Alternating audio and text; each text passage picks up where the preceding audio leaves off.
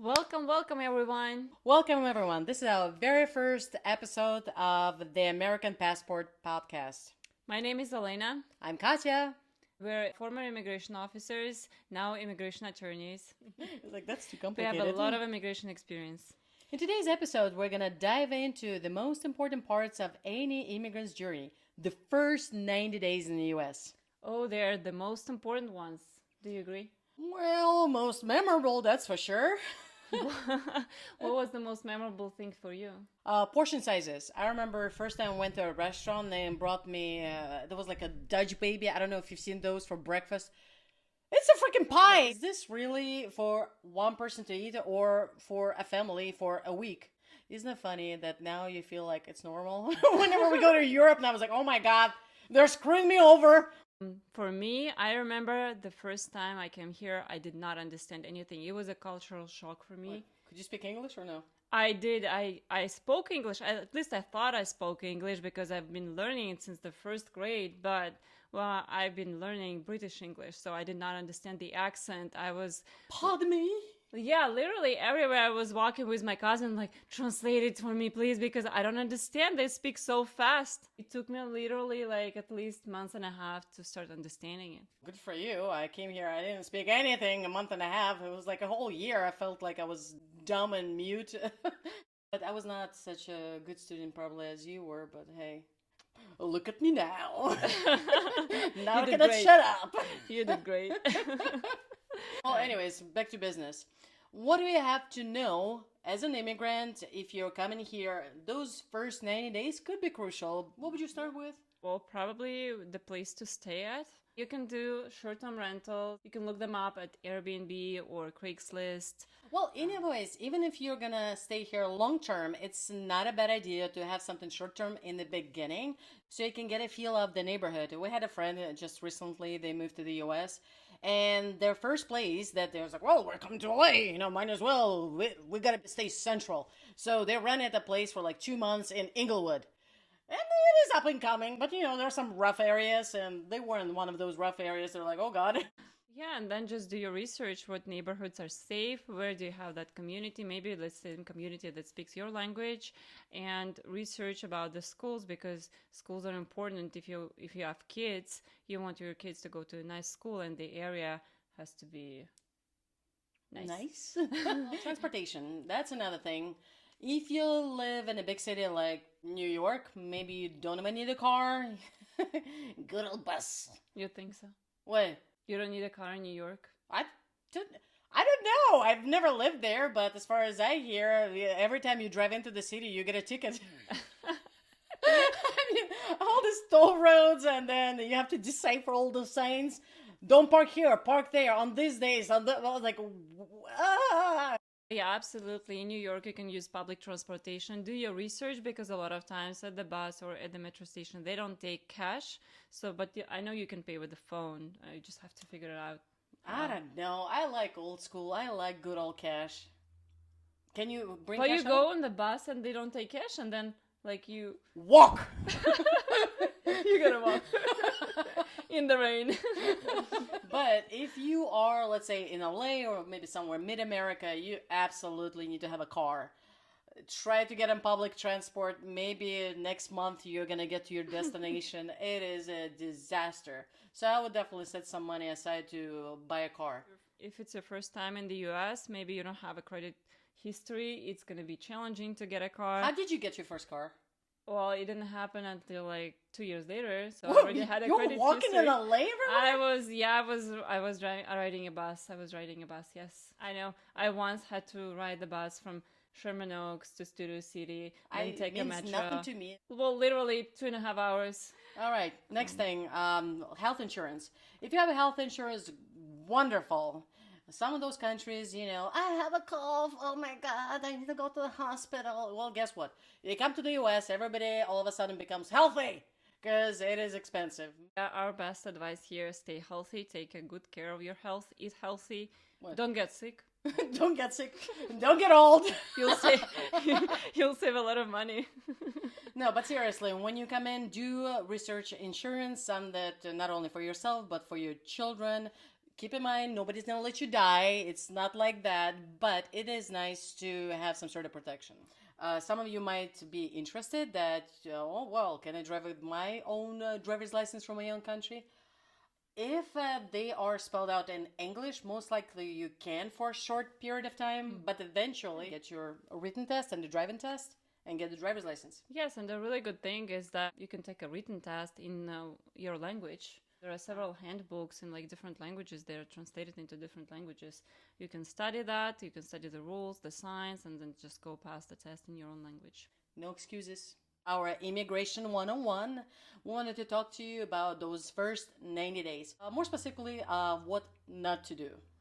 What not to do for non-immigrants. If you come here on a tourist visa, you entered and you said, oh, I'm just gonna, go see some places.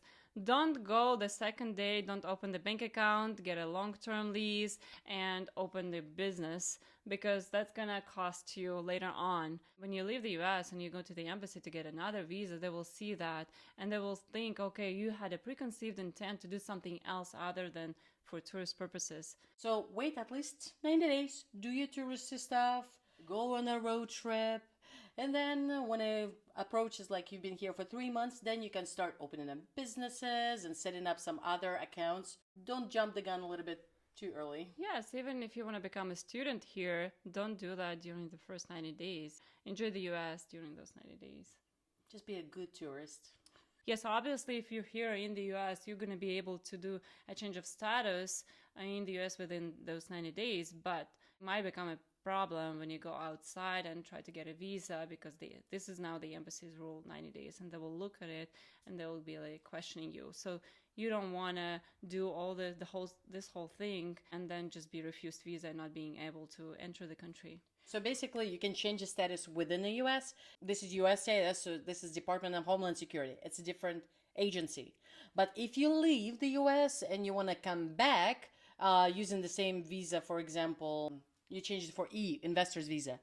If you want to enter and work in the U.S., you have to get a different visa in the embassy, and that's already Department of State. So they have a little bit different rules, and this is where it might come into play. They would look at your intent originally, and then they might punish you for that.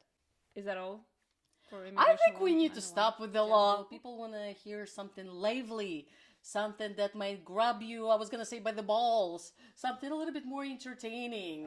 Was there anything that shocked you when you first came here, or something just not even shocked, but that was so different? You're like, oh my gosh. You know what? I remember the story. That was my literally first month or 2 months in the US. I did not have a car, as I said before.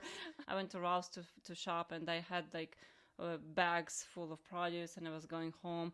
And I'm a non-immigrant. I had my passport and a visa, but I didn't take it to Ralph's. Of course, I left it at home, and then I see a police officer on my way, and I got oh my gosh, he's scared gonna bust me. Yes, exactly. Because from the country where I came from, they usually ask you for documents. Okay, what are you doing here? Like, are you here legally or not? And in my mind, I'm already like getting arrested because I left my passport and visa at home. So I got so scared, I started walking faster, like looking down. He's like, excuse me, miss? Yes, exactly. And I was like, yes. And he's like, can I help you with the bags? I'm like, no.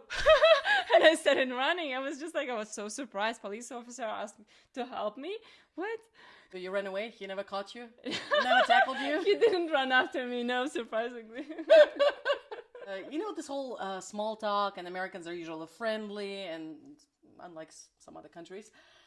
My first 90 days, I'm at the restaurant where it's a buffet, so you're in line. I'm looking, there's this good-looking guy next to me, and, our eyes met, and he's like, hi. And I was like, oh my God, he's flirting with me. And I couldn't help myself. Then I was staring at him the entire evening. He was not even paying attention to me. And then you realize everybody says hi to each other in America. Oh, he broke your heart. No, but that was not your first boyfriend. He was the first man that ever looked at me.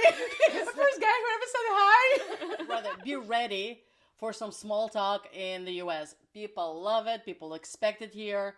It's normal. It's not weird. In fact, if you do not engage into a conversation with them, that would be weird. Yeah, this eye contact and smiles is completely normal here. Well, I think we need to mention something about the news. Why beat around the bush? Let's address the elephant in the room. We have a new administration. Elena, how is that new administration going to affect immigration? We will see. We shall see soon. What a cop-out answer. I don't have any better yet. Okay, so during the previous Trump administration, we had a lot of changes. There were stricter rules on asylum, stricter rules on the borderlines. Some stricter rules for some work visas. Yes, some people were not able to enter the country. Like certain countries? Yes, certain countries. Certain countries, well, we were at the immigration service, we were vetting certain countries even stricter.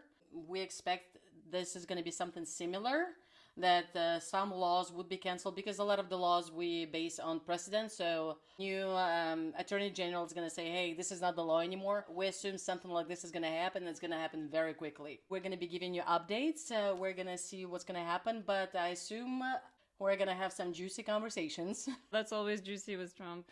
I think we're going to wrap up for today. I think our maiden voyage was successful. We are so looking forward to talk to you more about our experiences, about the law. If you do have some burning questions, please do write this in the comments, address them to us. We would be more than happy to talk about this. Guys, thank you for listening and watching us. Subscribe, follow us. We're going to post a new episode every week. We're going to talk about family-based immigration, how to bring your loved ones to the US. It's always a hot topic. Stay tuned in, and we'll see you next week. That was a pleasure. Please subscribe.